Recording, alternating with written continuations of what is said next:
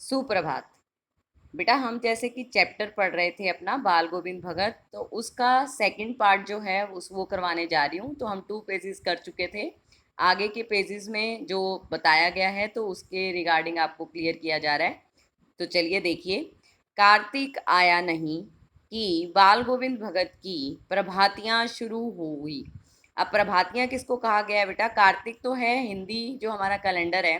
जैसे हम जनवरी फरवरी अंग्रेजी में जो है इन अक्षरों का प्रयोग किया जाता है, तो इसी तरह हमारे हिंदी कैलेंडर के अनुसार जो है चैत्र, वैशाख, ज्येष्ठ, इस तरह महीनों के नाम दिए गए हैं। तो उसी में एक कार्तिक महीना कहा गया है कि कार्तिक आया नहीं तो बाल गोविंद भगत की प्रभातियां शुरू हो गई। प्रभातियां क्या है? जो सुबह के समय में जल्दी उठकर जो परमात्मा का भजन कीर्तन किया जाता है उसको प्रभातियां कहा जाता है।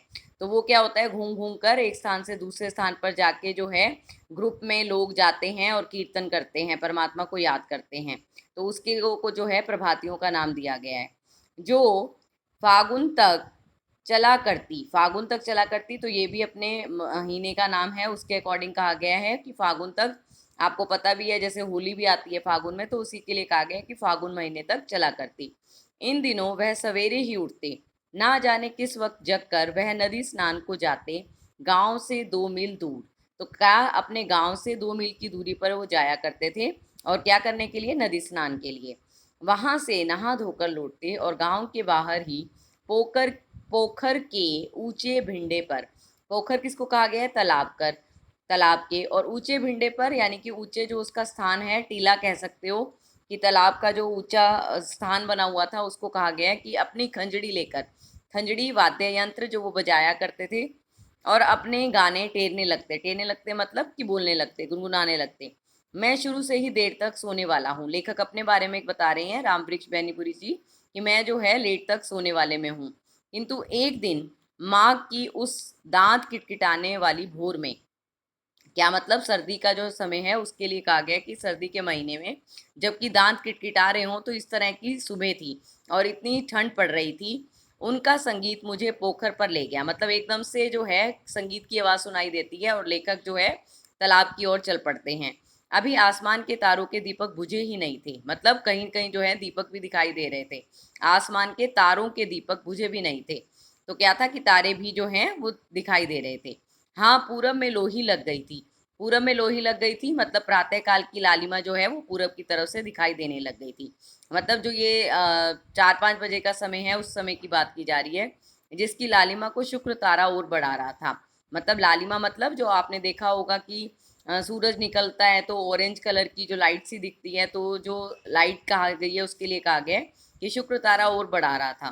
खेत बगीचा घर सब पर कुहासा सा छा गया था। कुहासा मतलब धुंध सी छा गई थी। सारा वातावरण अजीब रहस्य से आवृत, आवृत मतलब ढका हुआ सा मालूम पड़ता था। उस रहस्यमय वातावरण में एक कुश की चटाई पर पूरब मुंह काली कमली ओढ़े बाल गोविंद भगत अपनी खंजड़ी लिए बैठे थे। क्या था? कुश मतलब एक चटाई सी ली हुई है उन्होंने और पूरब की तरफ मुंह कर रखा है, काली कमली ओढ़ी हुई है और अपनी खंजड़ी लिए हुए बैठे हुए थे। उनके मुंह से शब्दों का तांता लगा था। क्या मतलब? कि वो गुनगुना रहे थे, उनकी अंगुलियां खंजड़ी पर लगातार चल रही थी। गाते गाते इतने मस्त हो उठते, इतने सुरूर में आते, सुरूर में आते मतलब कि इतने सुरूर में आना मतलब मस्त हो जाना, लय में खो जाना, मतलब उत्तेजित हो उठते कि मालूम होता अब खड़े हो जाएंगे। कमली तो बार बार सिर से नीचे सरक जाती, मतलब कंबल जो है। मैं जाड़े से कंपकपा रहा था, मतलब वो अपने गाने में इतने मस्त थे कि उन्हें कंबल का भी ध्यान नहीं रहता था, जबकि जैसे लेखक बता रहे हैं कि अत्यधिक सर्दी थी। किंतु तारे की छाव में मैं भी उनके मस्तक के श्रम बिंदु मतलब पसीने से जब तब चमक ही पड़ते, मतलब ऐसी जो भयंकर सर्दी लेखक बता रहे हैं, ऐसे में उनके मस्तक पर क्या था? पसीना आ रहा था। गर्मियों में उनकी जो कितनी गर्मियों के बारे में बताया गया है कि गर्मियों में उनकी सांझ मतलब शाम का समय बताया गया है कि संझा कितनी उमस भरी शाम को ना शीतल करती। तो शाम के समय भी मतलब कितनी उमस भरी शाम को ना शीतल करती उनकी संझा। संझा मतलब वही उनके गीत के बारे में कहा गया है कि जो वो लोगों को एकत्रित करके गीत सुनाया करते थे, वो क्या करती थी? गर्मी जो इतनी बेचैनी हो उसको भी शीतल कर दिया करती थी।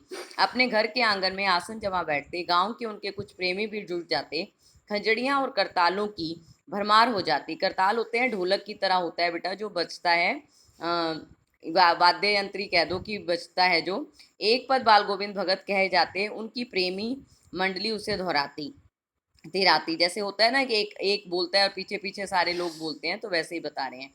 धीरे धीरे स्वर ऊंचा होने लगता, एक निश्चित ताल एक निश्चित गति से उस ताल स्वर के चढ़ाव के साथ श्रोताओं के मन में ऊपर उठने लगते। धीरे धीरे मन तन पर हावी हो जाता। होते होते एक क्षण ऐसा आता कि बीच में खंजड़ी लिए बाल गोविंद भगत नाच रहे हैं और उनके साथ ही सबके तन और मन नृत्यशील हो उठे हैं। सारा आंगन नृत्य और संगीत से ओतप्रोत है, मतलब ढका हुआ है। सब लोग जो हैं उनके संगीत से मस्त होकर वो भी उनके साथ नाचने लगते थे। बाल गोविंद भगत की संगीत साधना का चरम उत्कर्ष उस दिन देखा गया। चरम उत्कर्ष मतलब जो परम सीमा होती है, सबसे ऊपर का जो स्थान होता है, उसके लिए कहा गया है। जिस दिन उनका बेटा मरा, इकलौता बेटा था वह, कुछ सुस्त और बूंदा सा, बूंदा मतलब ढीला सा, किंतु इसी कारण बाल गोविंद भगत उसे और भी मानते। मतलब क्या था बेटा कि वो एक्टिव नहीं था, सुस्त सा रहता था, जिस कारण जो है बाल गोविंद भगत उसका ज़्यादा ध्यान रखा करते थे। उनकी समझ में ऐसे आदमियों पर ही ज़्यादा नज़र रखनी चाहिए या प्यार करना चाहिए, क्योंकि ये निगरानी और मोहब्बत के ज़्यादा हकदार होते हैं। बड़ी सास से उसकी शादी कराई थी। पतोहू बड़ी ही सुभग और सुशील मिली थी। घर की पूरी प्रबंधिका बनकर भगत की बहुत कुछ दुनियादारी से निवृत्त कर दिया था, मतलब मुक्त कर दिया था। किसने? बहू ने, क्योंकि बहू बहुत ही समझदार थी। उनका बेटा बीमार है, इसकी खबर रखने की लोगों को कहाँ फुर्सत, किंतु मौत तो अपनी ओर सबका ध्यान खींचकर ही रहती है। हमने सुना बाल गोविंद भगत का बेटा मर गया। कौतूहलवश मतलब उत्सुकतावश उनके घर गए, देखकर दंग रह गए, हैरान रह गए। बेटे को आंगन में एक चटाई पर लिटाकर एक सफेद कपड़े से ढक रखा है, मतलब ढक रखा है। वह कुछ फूल तो हमेशा ही रोपते रहते, उन फूलों में से कुछ तोड़कर उस पर बिखरा दिए। मतलब जो फूल लगे हुए थे उन्हीं में से कुछ फूल जो हैं अपने बेटे की जो डेड बॉडी थी, मतलब मृतक शरीर था, उस पर जो है बिखरा दिए हैं। फूल और तुलसी दल भी। तुलसी दल आपको पता ही है कि बहुत शुभ समझा जाता है, तुलसी के पत्ते। सिरहाने एक चिराग जला रखा है और उसके सामने जमीन पर ही आसन जमाए गीत गाए चले जा रहे हैं। बेटा हमारी हिंदुओं की परंपरा के अनुसार जब कोई मृतक शरीर होता है तो उसके पास जो है दिया जला दिया जाता है, तो वही बताया गया है कि चिराग भी जला दिया गया है। वही पुराना स्वर, वही पुरानी तल्लीनता। घर में पतोहू रो रही है, जिसे गांव की स्त्रियां चुप कराने की कोशिश कर रही हैं। मतलब बहू जो है रो रही थी अपने पति की मृत्यु के पश्चात, किंतु बाल गोविंद भगत गाए जा रहे हैं। यहाँ पे उल्टा ही हो रहा है कि बाल गोविंद भगत क्या कर रहे हैं, वो गीत गा रहे हैं। हाँ, गाते गाते कभी पतोहू के नजदीक भी जाते और उसे रोने के बदले उत्सव मनाने को कहते।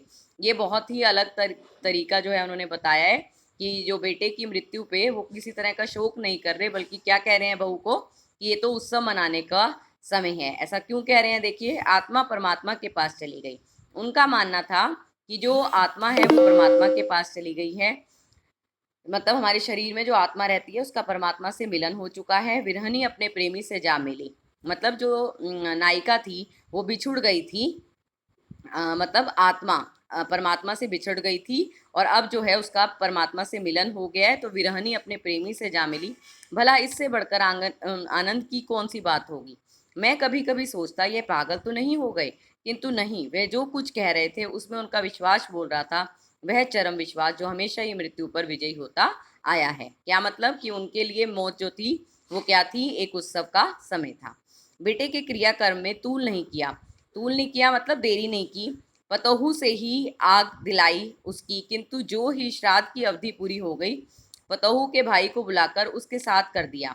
क्या मतलब कि जब यहाँ का सबसे बड़ी बात तो देखो क्या बताया गया है कि जो हमारे रीति रिवाज होते हैं उनका उन्होंने जो बुराइयां होती हैं उनका खंडन किया है। कहीं ना कहीं अपनी बहू से ही आग दिलवाई है एक तो।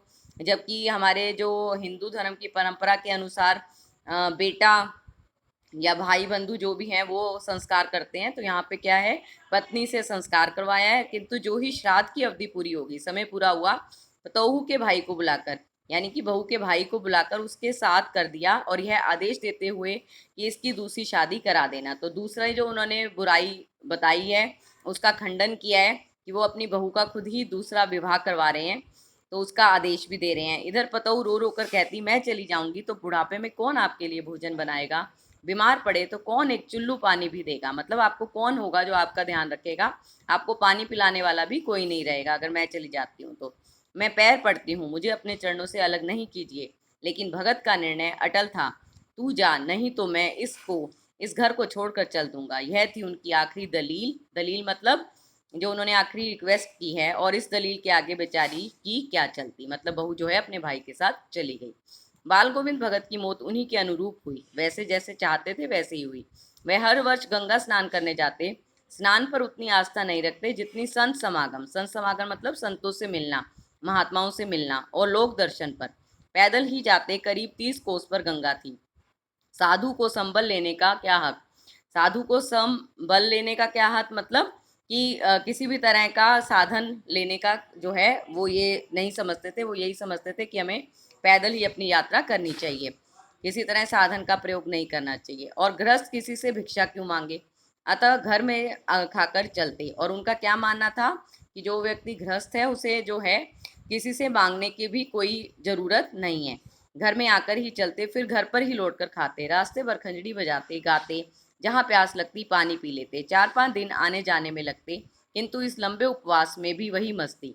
अब बुढ़ापा आ गया था, किंतु टेक वही जवानी वाली, मतलब हरकतें वैसी की वैसी। इस बार लौटे तो तबीयत कुछ सुस्त थी, खाने पीने के बाद भी तबीयत नहीं सुधरी। थोड़ा बुखार आने लगा, किंतु नेम व्रत तो छोड़ने वाले नहीं थे। नेम व्रत मतलब जैसा उनका रूटीन था वही फॉलो कर रहे थे। वही दोनों जून गीत सुनाना, ध्यान, खेती बाड़ी देखना, मतलब दोनों समय में। और दिन दिन छीजने लगे, मतलब अब थोड़े परेशान से होने लगे थे। लोगों ने नहाने धोने से मना किया, आराम करने को कहा, किंतु हंसकर टाल देते। उस दिन भी संध्या में गीत गाए, किंतु मालूम होता जैसे तागा टूट गया। माला का एक एक दाना बिखरा हुआ। भोर में लोगों ने गीत नहीं सुना। जाकर देखा तो बाल गोविंद भगत नहीं रहे, सिर्फ उनका पंजर पड़ा है। पंजर मतलब शरीर पड़ा है। उनकी आत्मा जो थी वो उनके शरीर से निकल गई थी, अर्थात उनकी मृत्यु हो गई थी। तो आपको अच्छे से पाठ को समझ आ गया होगा। इसको दोबारा से अच्छे से पढ़ लेंगे। धन्यवाद।